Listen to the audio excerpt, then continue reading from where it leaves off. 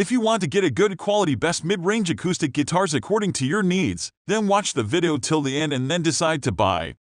In this guide, we'll be doing the legwork for you by reviewing the 7 best acoustic guitars on the market today. We'll be covering quality options at all ends of the price scale, so no matter your budget, you'll find the perfect guitar in this list.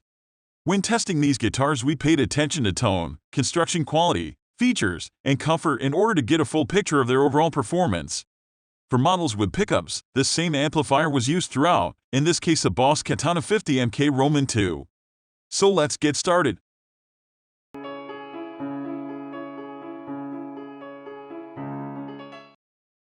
At the first position of our list, we have Yamaha AC1M. Yamaha is well regarded as one of the world's finest instrument makers, and that accolade definitely includes their guitars. We found the Yamaha AC1M to be a wonderful player, with beautiful tones and incredible attention to detail. After pulling the guitar out of its box, we were greeted by a good-looking electroacoustic concert-style guitar, brimming with vintage-style charm. It had a solid Sitka spruce top and solid mahogany back and sides. The neck was also mahogany, and we found that it was comfortable and fast playing. The profile wasn't listed in the specs, but by eye it's approximately a slim C shape. The fretboard was genuine rosewood, which for solid wood is a rarity at this price point, and a very welcome touch. After spending some time playing it, we found that it was tightly focused in the mid-range and had a punchy top end. It performed extremely well with softer playing and fingerstyle, too, with glassy overtones and subtle nuances. Of course, compared to a dreadnought, especially the Gibson G-45, it did lose out on some presence, which is likely down to the reduced body depth. To make up for the lost volume, it did feature a SRT piezo pickup and a System 6 preamp, which did well to capture the bright character of the guitar. Moving on to the next at number 2 with Fender CC-60S. The Fender CC-60S is, without a doubt, one of the best low-cost acoustic guitars on the market. Fender seems to have perfected the art of packing in huge amounts of features without having to increase the cost, which is a huge feat in itself, making this one of today's best deals. This model isn't just a guitar in a box, but rather a whole kit. Inside the box we found a nice gig bag, a strap, some picks and a spare pack of strings, everything you need to get started. It follows the same formula as most of the world's most popular acoustic guitars, with a solid spruce top and mahogany back and sides. The model we tested was finished in a gloss black on all sides, so we couldn't see the grain, but we did like that it looked a little different. The neck was made from NATO, which is a low-cost alternative to mahogany. We found that it had a comfortable, slim profile that really promoted good form from the fretting hand. The frets were finished well, which is really the mark of a well-made guitar in the budget category, and it even had rolled edges on the walnut fretboard. Tonally it was way more balanced than we expected. It had a surprising bass response considering the concert body shape, and it had a strong mid-range response. Up at the top there was a hint of shimmer, but not so much that it sounded shrill, which is a common problem in this price range. Build quality was another strong area. Tuning stability was rock solid, which was in doubt aided by the use of genuine Fender strings. It was well intonated, and as we mentioned earlier, the fret edges weren't sharp, and the crowns were well leveled. The number 3 position is held by Gibson G-45. We had a great time testing out the new Gibson G-45 for this test. This updated model is part of the new Gibson Generation Collection, which are a group of no-frills guitars that sacrifice embellishments for quality craftsmanship and high-end materials. After unboxing the G-45, we found that it came in a really nice gig bag. It wasn't the same hybrid-style case that you get with electric models, but it was still well padded and comfortable to carry. The wood grain on the solid Sitka spruce top was very subtle, which is an appealing factor for those players who like their guitars a little plainer. The back and sides were finished in walnut and had a more exciting grain than the top.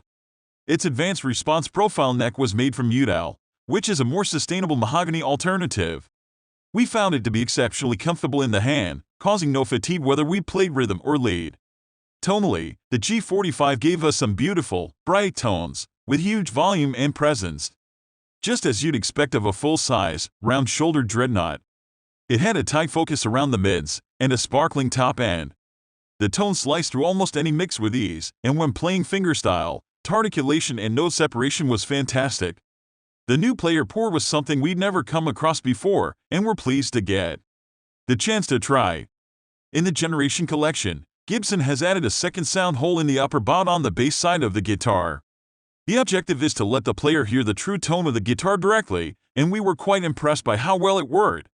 It was similar to the effect of playing with a monitor, and for that reason we think this feature would make the G-45 a great studio guitar. As far as build quality was concerned, this guitar is heirloom quality. While it isn't the flashiest of acoustic guitars, it's made from choice cuts of solid wood, is finished in a beautiful satin nitro lacquer. We found that tuning stability was excellent, and intonation was dead on. Next at number 4 we have Guild OM240CE. Guild guitars are some of the nicest and most unique acoustic guitars you'll find anywhere. They use innovative design to push the limits of guitar building technology, without losing sight of their heritage. The Guild OM240CE is a great example of this. Unfortunately, the OM240CE did not come with a hard case or a gig bag. More and more manufacturers are starting to include some kind of travel or storage solution as standard, so it was a little disappointing to see that this model did not.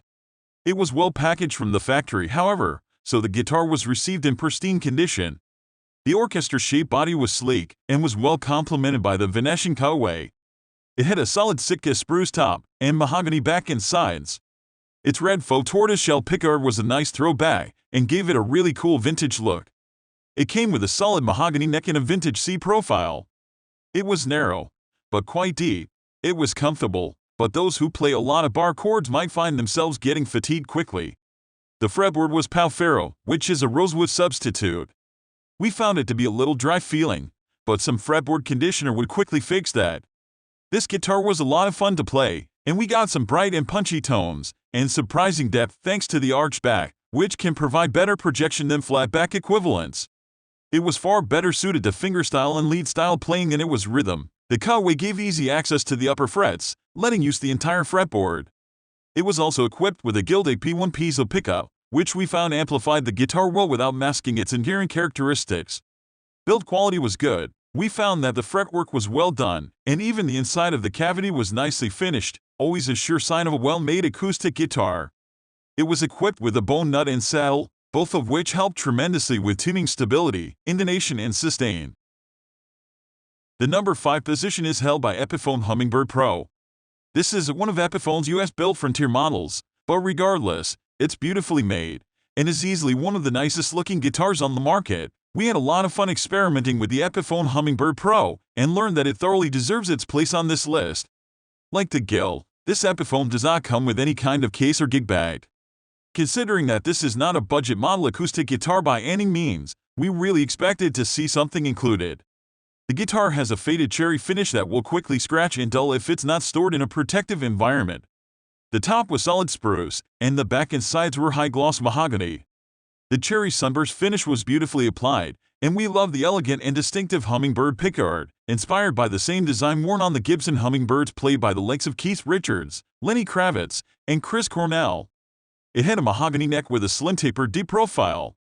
Players with small hands will enjoy playing this guitar, but if you prefer a large neck, then you might want to look at an alternative model. The fretboard was made from Pau-Ferro, which we found to be one of the nicer PF boards we've experienced. It wasn't dry, the pores weren't too open, and it generally felt good under the fingers. When looking to buy an acoustic guitar, there are a few things you need to consider before making your purchase. Regardless of which specific guitar manufacturers you favor, the two most important factors to think about are body shape, which affects sound, projection and comfort, and wood selection, which has a huge impact on the overall tone of the guitar, whatever type of guitar player you are. That's all for today. We upload music product review videos in every single day. So, don't forget to subscribe and hit the bell button for the upcoming video notification.